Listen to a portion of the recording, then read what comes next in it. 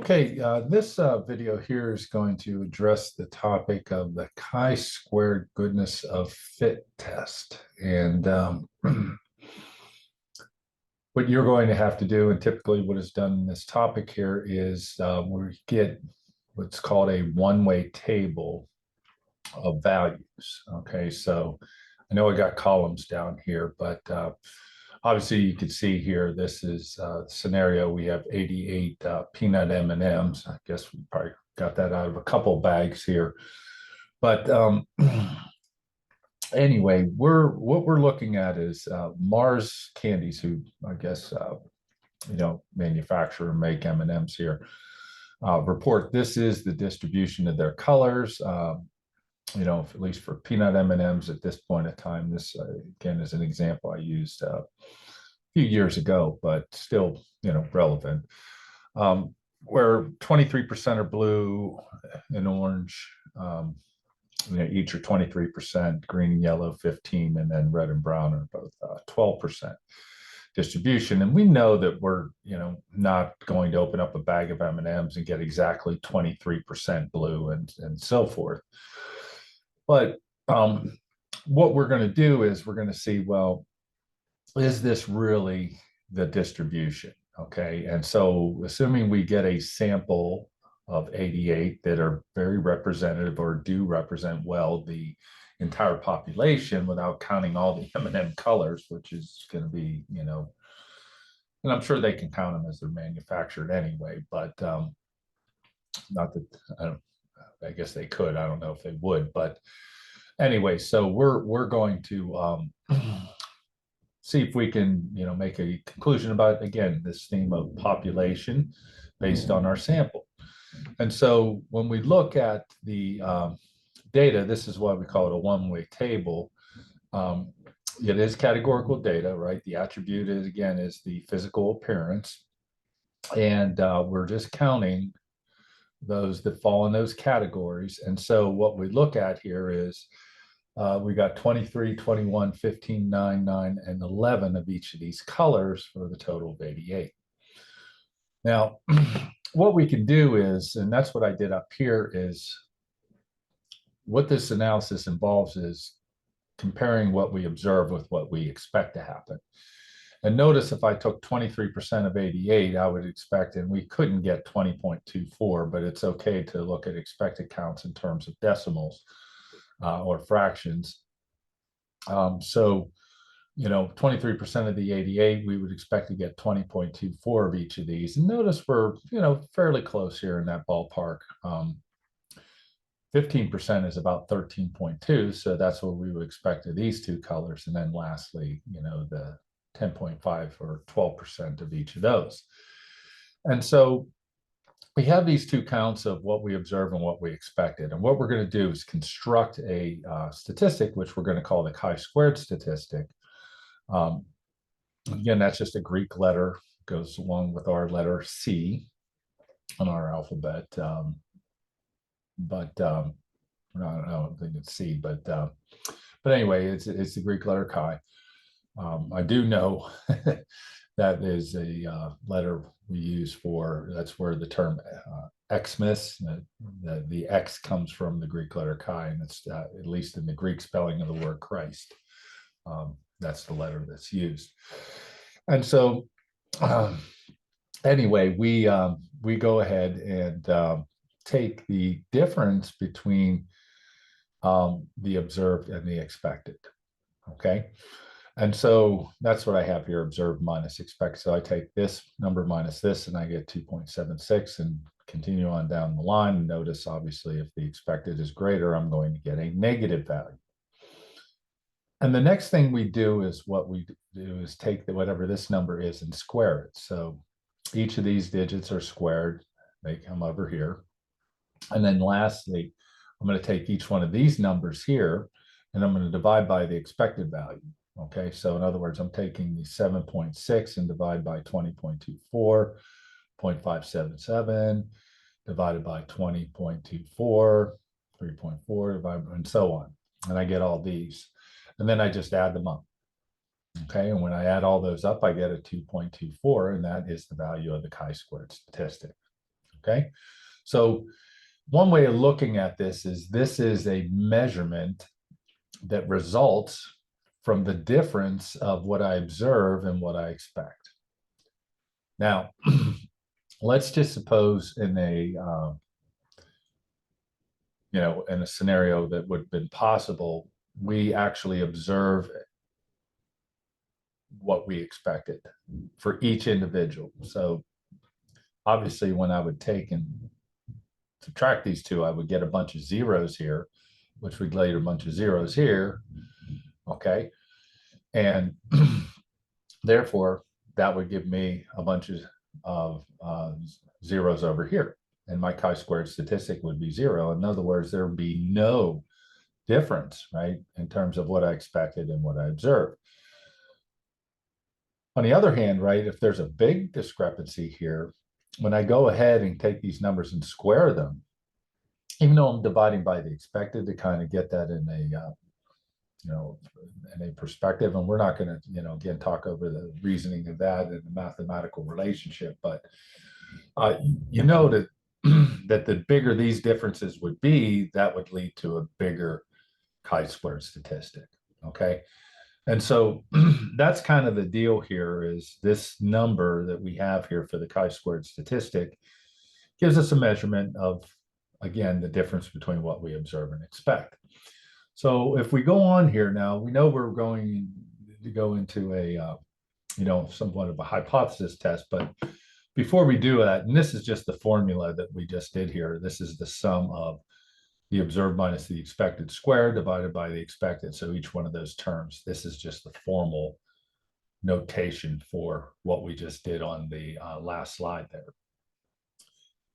But the question is this: what would chi-squared be if we got a different sample of M&Ms? And I think you all would agree that we would probably get a different distribution of colors that we observe, which would lead to different chi-squared statistics. And so if we simulated that, all right,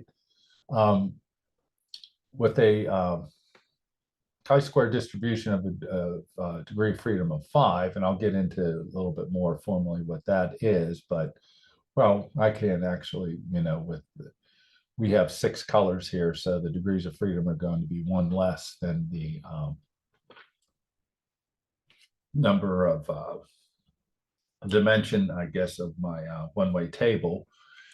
And notice that sometimes we got a really big chi-squared statistic.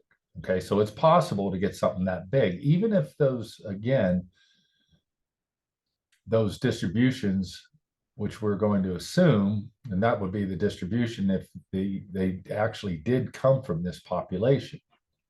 Okay, most of the time we're going to get, something around here around 5. Sometimes we'll get lower, sometimes we'll get higher, but this is going to be the distribution, and this would be 500 simulations of that. So the question is, was getting a 2.24 or higher unlikely? And that's not the case, right? Because most of the time we're actually out here to the right of 2.24, okay? Which would tell us, again, that, what we observed over there wasn't really unlikely or big of a difference in what we would expect. And so as we go on here, and this is just a little bit of discussion of,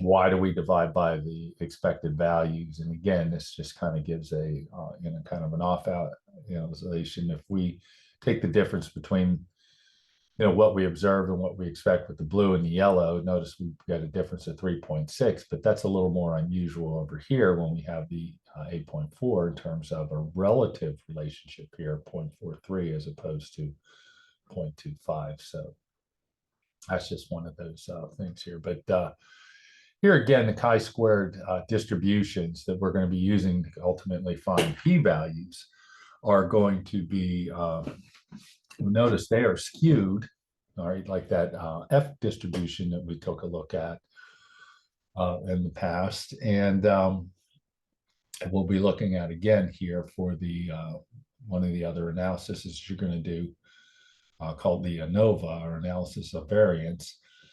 But more degrees of freedom, or as the degrees of freedom increase, notice what happens again. We get this chi-squared statistic, okay, distribution, just like we talked about for the hypothesis test for standard deviation and variance, starts to again get more normal. And the degrees of freedom here can be illustrated, right? If I knew I had 88 things and I cover up any one of these, I still know that has to be 23 because of all of these. I just add all these up and then subtract from 88. So 1, 2, 3, 4, 5 of these things can vary freely, can be anything before I know the other one. And I could, again, do the same thing and mess around with these. And when I get some sort of number here, I would have to know how many yellow just if I add all these up and subtract. So again, 5 can vary freely until the sixth one is known. Okay, so that kind of gives you a little feel for what degrees of freedom means. And as we go on here, now we use these probability as a probability distribution, to say, okay, well, how likely was it that we got our sample statistic here, our chi-squared of 2.24, to be that value or higher? Well, notice that's about an 81% chance, because about 81.5% of the observations are going to be there or higher, okay? So does this support the claim that they do follow this distribution? And it does, because it's not unlikely that we got that value, all right? And if we got a higher chi-square, let's say it's out here, then the area to the right of that would be less probable, right? It would be less likely. And therefore, the only other thing to explain that is that these distribution of 23%, 15, and 12%, it doesn't hold. It must be something else. Okay, so a large chi-squared statistic would again tell us that we would want to reject this claim here. All right, so again, we can use Staplett to find this p-value. We can use Excel. We can use all sorts of different stuff, which will be, your ALEKS calculator and so forth. Okay, and we'll address that specifically as we get into the specific examples later on. And so if we did, write these hypotheses up, our null is always going to be some sort of distribution. Now, these may all be the same percentages. If I had 6 things here, I don't know, 1/6 is, 16 point something percent or whatever, but they could be all the same percent. They could follow some, again, whatever Mars says, this could be whatever theory or distribution we're concerned with here.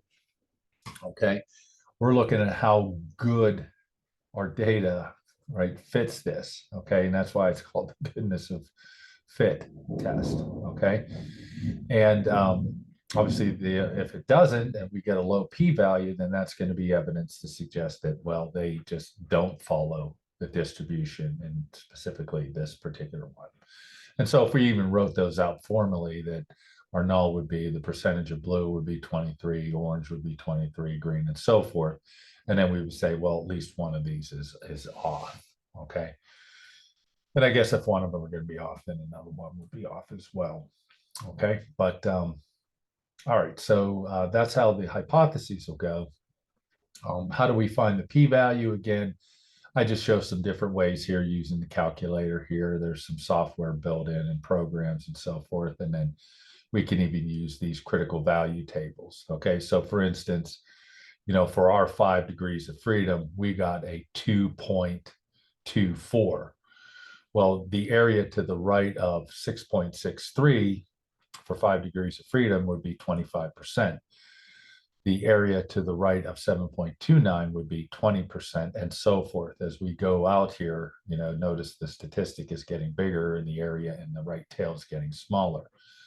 Well, if we had a 2.24, all we would know is, using the table method, is that our p-value is going to be greater than 0.25.